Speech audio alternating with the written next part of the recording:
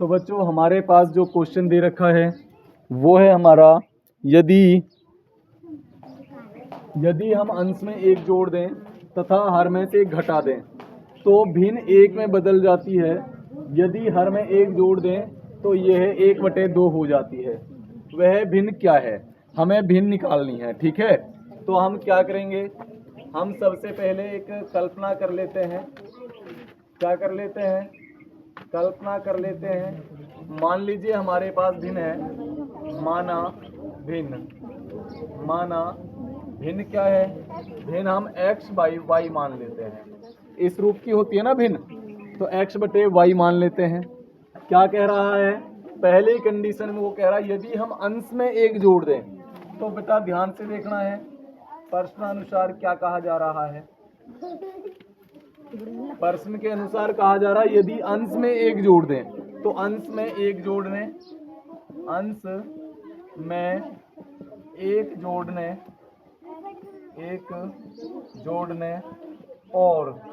और क्या कहा है?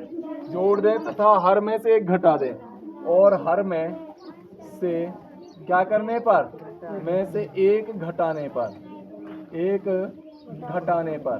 तो बच्चों हमारे पास क्या होता है? तो भिन्न एक में बदल जाती है। तो इसका मतलब प्राप्त भिन्न क्या होगी?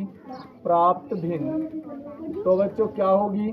अब देखिए अंश में एक जोड़ते तो अंश हमारे पास x है, तो इस प्रकार से x में एक जोड़ दिया हमने, बटे हर क्या है? हर हमारा y है, तो y में से क्या करना है?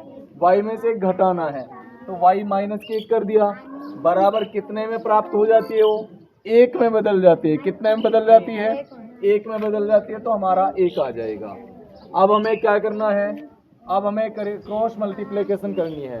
क्रॉस मल्टीप्लाई करेंगे तो ये क्या हो गया हमारे पास? x + 1 = y - k1, और इसको क्या लिखा जाएगा?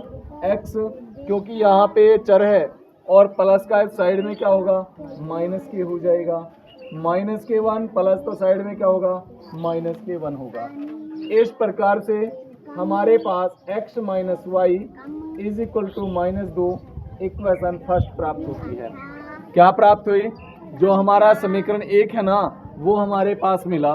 क्या मिला? वो हमें मिला x - ky बराबर -2। ठीक है। अब बच्चों इसके बाद दूसरी कंडीशन में क्या कह रहा है? यदि हर में एक जोड़ दें तो यह 1/2 हो जाती है। तो यहाँ पे अंश का तो इन्होंने नाम ही नहीं लिया, तो बेटा हम लिखेंगे हर में एक जोड़ने पर प्राप्त भिन्न। तो प्यारे बच्चों जब हम हर में एक जोड़ देते हैं तो अंश तो हमारे पास x ही है, वो ही रहेगा। हर हमारा y है, y में क्या जोड़ रहे हैं? एक जोड़ रहे हैं, तो एक जोड़िएगा। क्या जोड़ेंगे?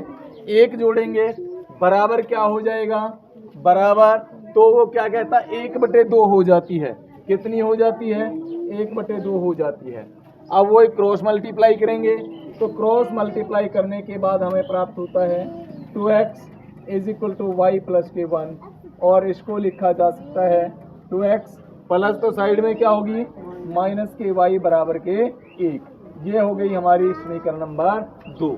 तो इस प्रकार से हमारे पास जो प्राप्त समीकरण है वो है x - y = -k2 और 2x - ky = 1।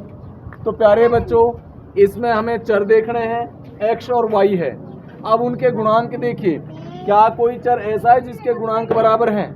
हाँ, y के गुणांक बराबर है ना, तो y के गुणांक बराबर हैं, तो हम डायरेक्ट क्या करेंगे? इसको घटा देते हैं। समीकरण 1 में से 2 को घटाएंगे तो निशान चेंज हो जाएंगे। प्लस तो किसका होगा? माइनस, माइनस तो किसका? प्लस, प्लस तो किसका? माइनस। इस प्रकार से y में से y कैंसिल हो गया, तो यहाँ पे देखिए 2 किसका है? माइनस का, और 1 किसका है? प्लस का। तो क्या बच गया हमारे पास? माइनस के x बराबर ये भी माइनस का और ये भी माइनस का, तो क्या हो जाएंगे? माइनस के जुड़ जाएंगे, तो -3। माइनस से माइनस कैंसिल, तो x का मान कितना आया? 3 आया। x का मान कितना आया? 3 आया। अब x का मान किस में रखेंगे? x का मान किसी भी समीकरण में रख सकते हो। तो देखिए समीकरण 1 में रख देता हूँ। समीकरण 1 में रखने पर किस में रखेंगे बच्चों?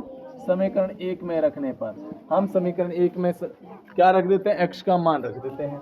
तो हमारे पास समीकरण 1 क्या है? x minus y. तो x की जगह पे क्या रखना है?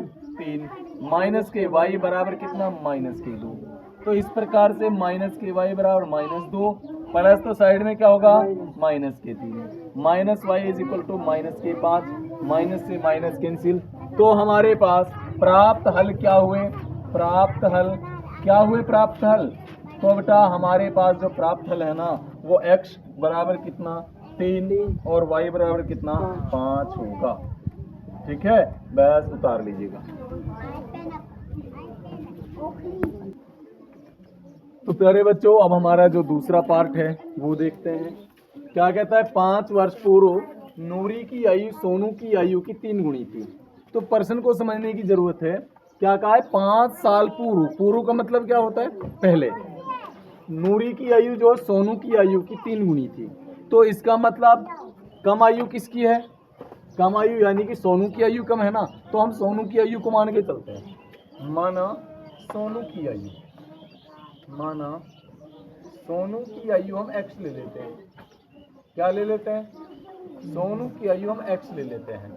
और नूरी की आयु क्या ले लेते हैं? नूरी की आयु कितनी गुनी है? नूरी की आयु हम y मान लेते हैं। क्या मान लेते हैं? y मान लेते हैं। तो बेटा प्रश्नानुसार हमारे पास दिया क्या है? हमारे पास जो दिया गया है प्रश्न के अनुसार, प्रश्न में कहा जा रहा है 5 वर्ष पूर्व। तो इसका मतलब 5 वर्ष पूर्व नूरी की आयु कितनी होगी? सोनू की आयु, सोनू की आयु कितनी होगी बताइए? तो x माइनस के 5 कम होगी ना, तो माइनस के 5 वर्ष, x माइनस के 5 वर्ष हो जाएगी। क्लियर? 5 वर्ष पूर्व किसकी आयु? नूरी की आयु, नूरी की आयु कितनी हो जाएगी? तो y माइनस के 5 वर्ष हो जाएगी। लेकिन उन्होंने कंडीशन क्या लगा दी कि सोनू की आयु की 3 गुनी थी। तो इसका मतलब ये नूरी की आयु है ना, तो ये जो है इसकी 3 गुनी है। तो इसका मतलब 3 इंटू एक्स माइनस के 5 किसके बराबर? y माइनस के 5 के बराबर। क्लियर? तो अब हमें क्या करना है? इसको हल करना है। तो ये हमारे पास हो जाएगा 3x माइनस के 15 बराबर y माइनस के 5। तो क्या लिख सकते हैं? 3x माइनस के y is equal to -5 plus k 15। और हमारे पास आ जाता है 3x माइनस के y is equal to 10। Equation आ गई फर्स्ट। That's clear? इसके बाद कहता है 10 वर्ष पश्चात नूरी की आयु। तो देखो अब 10 वर्ष पश्चात, तो प्यारे बच्चों 10 वर्ष पश्चात किसे कहते हैं? बाद को। तो 10 वर्ष पश्चात किसकी आयु? सोनू की आयु, सोनू की आयु बताइए ज्यादा होगी कम होगी? ज्यादा होगी ना, तो ज्यादा होगी तो क्या करेंगे? जमा कर देंगे। तो x प्लस के 10 वर्ष, x प्लस के 10 वर्ष। और 10 वर्ष पश्चात किसकी आयु? नूरी की आयु। किसकी आयु बच्चों? नूरी की आयु। तो नूरी की जो आयु है ना वो कितनी हो जाएगी? वो हो जाएगी प्यारे बच्चों y प्लस के 10 वर्ष। ठीक है? क्या हो जाएगी? y प्लस के 10 वर्ष। अब इसमें ये कह रहा है सोनू की आयु की 2 गुनी हो जाएगी। तो इसका मतलब 2 इंटू एक्स प्लस के 10 बराबर y प्लस के 10। ठीक है? तो ये हमारे पास जाएगा 2x plus k 20 is equal to y plus 10। और इस प्रकार से हमारे पास इक्वेशन आती है 2x माइनस के y is equal to 10 minus k 20। और ये हमारा हो जाएगा कितना? 2x माइनस के y बराबर माइनस के 10। इक्वेशन आ गई सेकेंड। अब प्यारे बच्चों हमारे पास दोनों इक्वेशन आ चुकी हैं। 3x माइनस के y इज इक्वल टू 10 और इधर 2x माइनस के y is equal to minus k 10। तो देखिए क्या गुणांक बराबर है किसी एक चर के? तो y के गुणांक बराबर है ना, तो इसलिए हम क्या करेंगे? घटा देते हैं। तो घटा, प्लस है तो घटा का निशान, माइनस तो प्लस, माइनस तो प्लस। क्लियर? अब देखिए y से y कैंसिल, 3 में से 2 गए तो x बच गया बराबर 10 और 10। तो x का मान कितना आया? 20 वर्ष। कितना आया बच्चों? 20 वर्ष। अब x का मान किस में रखेंगे? x का मान समीकरण 1 में रखने पर। तो प्यारे बच्चों, जब हम समीकरण 1 में x का मान रख रहे हैं तो हमारे पास समीकरण 1 क्या है? तो हमारे पास 3 इंटू एक्स का मान 20 हो गया माइनस के वाई बराबर 10। तो 20 या 60 माइनस के वाई बराबर 10। इस प्रकार से माइनस वाई बराबर 10 माइनस के 60 और माइनस वाई बराबर माइनस के 50। तो वाई बराबर कितना? वाई बराबर 50 वर्ष। तो हम क्या कहेंगे? अब देखिए वाई क्या है? नूरी की आयु। इस प्रकार से नूरी की आयु तो 50 वर्ष है। और किसकी आयु? और जो हमारे पास सोनू है ना, सोनू की आयु कितनी हुई? सोनू की आयु 20 वर्ष है। कितने वर्ष है? 20 वर्ष है। ठीक है, नोट कर लीजिएगा।